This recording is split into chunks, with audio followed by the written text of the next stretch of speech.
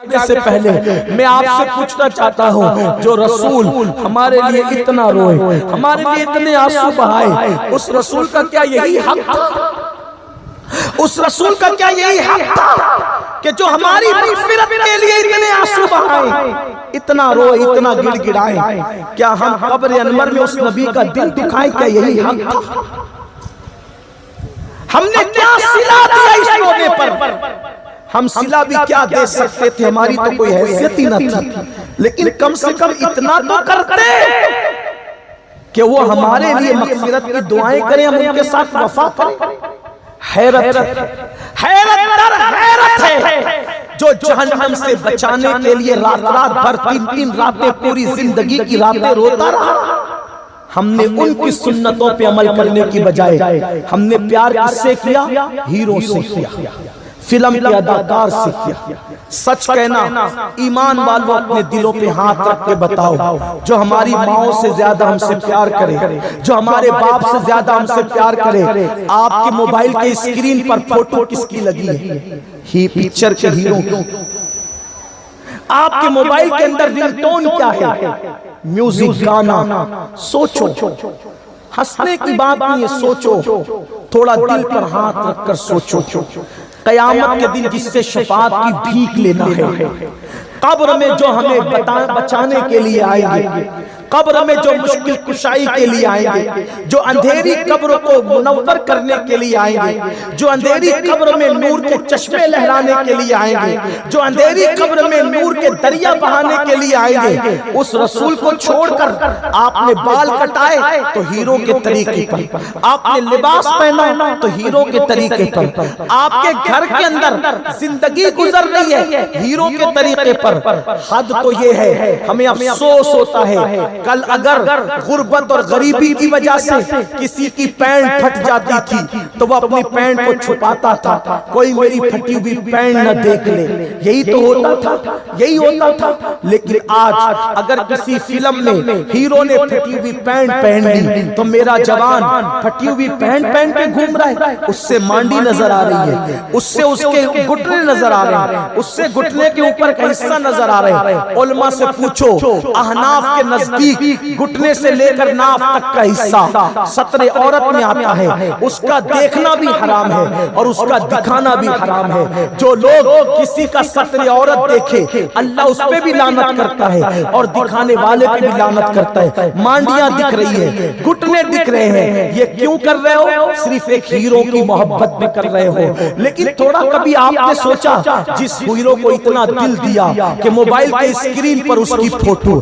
جس ہیرو سے اتنا پیار کیا کہ فلم لگے تو بار بار دیکھنے کے لیے جاؤ، اسی کی طرح بال کٹاؤ، اسی کی طرح بالیاں پہنو، اسی کی طرح ہولیاں بناؤ، وہ ہیرو آپ سے کبھی محبت بھی کرتا ہے؟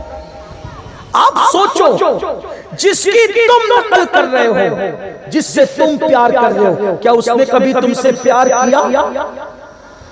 ارے وہ تو اتنا بدبخت ہے، وہ تو اپنے ماں باپ سے بھی پیار نہیں کرتا، وہ تم سے کیا پیار کرے گا؟ جو تم سے پیار کرے، جہنم سے بچانے کے لیے 3 رات زندگی کی ہر رات روئے، معراج پر جائے، معراج پر تو اللہ سے باتیں کرتے بس ایک ہی سوال کرے کہ میری امت کو بخش۔ میرا دل چاہتا ہے کہ یہ حدیث میں بار بار لوگوں کو پڑھ کے سناؤں، احساس کرو کہ انہوں نے ہم سے پیار کتنا کیا۔ صاحب معارج النبوہ لکھتے ہیں کہ ایک مرتبہ سیدہ فاطمہ اپنے ابا جان کے پاس آئی اور پوچھا، ابا جان، معراج میں رسول اللہ سے جو معراج میں اللہ سے آپ نے جو باتیں کی تھی، ابا جان معراج میں اللہ سے جو آپ نے باتیں کی تھی ان میں سے کوئی بات مجھے بتائیں۔ تو میرے آقا نے کہا، میری بیٹی تو نے پوچھا اس لیے تجھے ایک بات بتاتا ہوں، سب نہیں بتاؤں گا، ایک بات۔ تو کہا، ابا جان کیا بات ہے وہ ایک؟ تو آقا نے فرمایا، میں اپنے اللہ کے قرب میں پہنچا تو میرے اللہ نے ایک نہیں بلکہ 70,000 مرتبہ مجھ سے کہا، محبوب مانگو کیا مانگتے ہو؟ محبوب مانگو کیا مانگتے ہو، محبوب مانگو کیا مانگتے ہو۔ اللہ اکبر، سیدہ مچل گئی، سیدہ فاطمہ مچل گئی۔ بابا جب 70,000 بار اللہ نے پوچھا کہ محبوب مانگو کیا مانگتے ہو تو آپ نے کیا کیا مانگا؟ آقا نے فرمایا بیٹی وہ جب جب کہتا مانگو کیا مانگتے ہو، میں ایک ہی بات کہتا، اللہ میری امت کو بخش دے، اللہ میری امت کو بخش دے، اللہ میری امت کو بخش دے۔ وہ 70,000 بار کہتا رہا مانگو کیا مانگتے ہو، میں 70,000 بار ایک ہی بات کہتا، میری امت کو بخش دے۔ کسی کے لیے کچھ نہیں مانگا۔ کون ہے؟ نعرہ تکبیر، نعرہ تکبیر، نعرہ رسالت، نعرہ رسالت،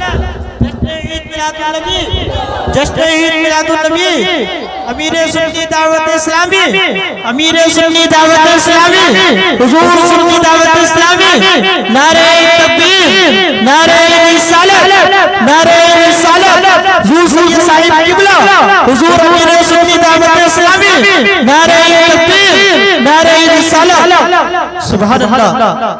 ادب اور احترام کے ساتھ بیٹھ جائیں، حضرت کی آمد ہو چکی ہے۔ آپ بیٹھ جائیں، ایک مرتبہ درود شریف پڑھنے آپ اللہم صلی، درود شریف پڑھیں، بلند آواز سے درود شریف پڑھیں۔ اللہم صلی علی سیدنا و مولانا محمد معدن الجود والکرم والہ الکرام وابنہ الکریم و امتہ الکریم یا اکرم الاکرمین و بارک وسلم، صلاۃ و سلام علیک یا جد الحسن والحسین۔ آج آپ لوگ بہت خوش نصیب ہے، بے پناہ خوش نصیب ہے کہ سواد اعظم اہل سنت و جماعت کی عالمگیر تحریک کے عالمی امیر، ہمارے قائد، ہمارے امیر، جن کی گفتگو میں اللہ نے وہ اثر رکھا ہے کہ جن کی گفتگو کو سن کر یورپ کے انگریزوں نے تک رویا، ان کی آنکھوں میں تک آنسو آئے، ان کی زندگیوں میں انقلاب آیا، جس کے پیغام عشق رسول نے سفید جلد والوں کے سفید دلوں کو تک عشق رسول کی ہریالی سے ہرا بھرا کر دیا۔ آج وہ مرد کلندر آپ کی بستی میں آیا ہوا ہے اور میں حضرت کے اور آپ کے درمیان زیادہ دیر تک حائل نہیں رہنا چاہتا، اس لیے کہ میں ٹوٹے پھوٹے انداز میں جو آپ کی کبھی کبھار خدمت کے لیے آ جاتا ہوں، یہ اسی مرد کلندر کی تربیت کا نتیجہ ہے، ہمارے امیر کی خدمات ہے۔ آپ بہت بڑے مصنف ہیں، 2 درجن سے زائد کتابیں آپ نے لکھی، کئی مدارس، 50 سے زائد مدارس جو ہے وہ آپ کی سرپرستی میں پورے ہندوستان میں ماشاءاللہ جاری و ساری ہے۔ کئی انگلش اسکولوں کے آپ ذمہ دار ہیں، سرپرست ہیں، کئی چیئرمین ہیں، کئی سرپرست ہیں۔ آپ نعت گو شاعر بھی ہیں، بہت اچھی نعتیں بھی لکھتے ہیں، اور نعتیں لکھتے ہیں تو اس میں بھی حضور علیہ السلام کی یہ سنت جو فکر امت ہے، فکر امت کا عنصر جو ہے وہ نمایاں نظر آتا ہے۔ دیکھو ہم مانگتے تو اپنے لیے، لیکن ہمارے امیر نے جو ہے جب مانگا تو پوری قوم کے لیے مانگا۔ کہتے ہیں دل کی دنیا کو سجاؤ آقا، اپنی الفت میں جلاؤ آقا، شوق دیدار میں سو جس دم، اپنا دیدار کراؤ آقا، اور جتنے مومن ہیں پریشان آقا، سارے مومنوں کے لیے دعا کی جا رہی ہے، جتنے مومن ہیں پریشان آقا، سب کی بگڑی کو بناؤ آقا۔ تو یہ فکر ہے، آج ایسی ہستی آپ کے علاقے میں ہے۔ میں 2 جملوں میں اپنی گفتگو مکمل کر لوں اور پھر حضرت کو مائک دے دیا جائے تاکہ آپ حضرت کی گفتگو سن سکے، اس لیے کہ صبح سے پہلے دلی پہنچنا ہے، اس لیے کہ 7:30 بجے میری فلائٹ ہے تو مجھے وقت پہ بھی پہنچنا ہے، تو میں اپنی گفتگو کو 2 جملوں میں مکمل کر لوں۔ سیدہ فاطمہ الزہرا نے پوچھا تھا کہ بابا آپ نے کیا کیا مانگا؟ صاحب معارج النبوہ لکھتے ہیں کہ اللہ کے رسول نے فرمایا بیٹی 70,000 بار میرے اللہ نے کہا کہ محبوب مانگو کیا مانگتے ہو، میں نے اس کا جواب 70,000 بار اس نے کہا مانگو کیا مانگتے ہو، ایک ہی بات کہی، مولا میری امت کو بخش دے، میری امت کو بخش دے۔ بالآخر میرے اللہ نے فرمایا محبوب اپنی امت کے معاملے میں غم نہ کرو، قیامت کے دن امت کے معاملے میں رسوا نہیں فرماؤں گا، آپ جس کو چاہیں گے میں اس کی مغفرت کر دوں گا۔ شفاعت آپ کے سر پر ہوگی، شفاعت کا تاج آپ کے سر پہ ہوگا۔ اسی کو میرے امام کہتے ہیں کیا ہی ذوق افزا شفاعت ہے تمہاری واہ واہ، قرض لیتی ہے گناہ پرہیزگاری واہ واہ، صدقے اس انعام کے قربان اس اکرام کے، ہو رہی ہے دونوں عالم میں تمہاری واہ واہ۔ نفس یہ کیا جرم ہے، نفس یہ کیا ظلم ہے، جب دیکھو تازہ جرم ہے، نہ تمام کے سر پہ اتنا بوجھ بھاری واہ واہ۔ میرے آقا علیہ السلام کے غلاموں، اللہ نے وعدہ کیا محبوب آپ جس کو چاہو گے ہم بخش دیں گے۔ میرے آقا علیہ الصلوۃ والتسلیم کے دیوانوں، حضور نے اتنی محبت کی ہم سے، ہم بھی محبت کریں حضور سے۔ اور ایک آخری بات بس کروں، آپ جانتے ہیں یہ کان کیوں بجتے؟ کان بجنے کی وجہ، کان بجنا کس کو کہتے ہیں؟ کان بجنا کہتے ہیں اس کو، ہمیں ایسا لگتا ہے جیسے کسی نے پیچھے سے آواز دی، جب ہم مڑ کے دیکھتے ہیں تو آواز دینے والا نظر نہیں آتا ہے نا، اس کو کہتے ہیں کان بجنا۔ لوگ کہتے ہیں جن کی آواز ہے، اس کی آواز ہے، ایسا نہیں۔ ہمارے بزرگوں نے لکھا جب تمہارے کان بجے، یعنی اچانک کان میں کوئی آواز آئے، پلٹ کے دیکھو کوئی نظر نہ آئے تو درود پڑھا کرو۔ کان بجتے وقت کیا پڑھنا چاہیے؟ کان بجتے وقت کیا پڑھنا چاہیے؟ اب درود کیوں پڑھنا چاہیے؟ اس سے امام اہل سنت اعلیٰ حضرت نے پردہ اٹھایا کہ جب کان بجے تو درود کیوں پڑھو، کان بجتے وقت درود کیوں پڑھو؟ امام اہل سنت لکھتے ہیں دراصل بات یہ ہے کہ جب رسول اللہ کو قبر انور میں رکھا جا رہا تھا تو حضور کے ہونٹ ہل رہے تھے، کان لگا کر کے سنا گیا تو آواز آ رہی تھی رب ابھی امتی، رب ابھی امتی۔ اور حضور علیہ السلام فرماتے ہیں جب میں قیامت کے دن اٹھوں گا تو بھی میری زبان پہ ہوگا رب ابھی امتی۔ تو قبر میں رکھتے وقت بھی رب ابھی امتی، اٹھتے وقت بھی رب ابھی امتی، تو ابھی بھی حضور جو قبر میں موجود ہے تو حضور کی زبان پہ ابھی بھی جاری ہے رب ابھی امتی، رب ابھی امتی، ابھی بھی حضور امتی امتی کہہ رہے ہیں۔ اللہ جب کسی پہ کرم کرتا ہے تو وہ قبر انور میں جو حضور کہہ رہے ہیں رب ابھی امتی، میرا اللہ کسی امتی کو سنا دیتا ہے تو ہمیں ایسا لگتا ہے کہ کان بج رہے ہیں، وہ کان نہیں بج رہے، قبر انور کی آواز میرے کان میں آ جاتی ہے۔ تو جب نبی کی آواز کان میں آ جائے تو اس وقت حضور پہ درود ہی پڑھنا چاہیے۔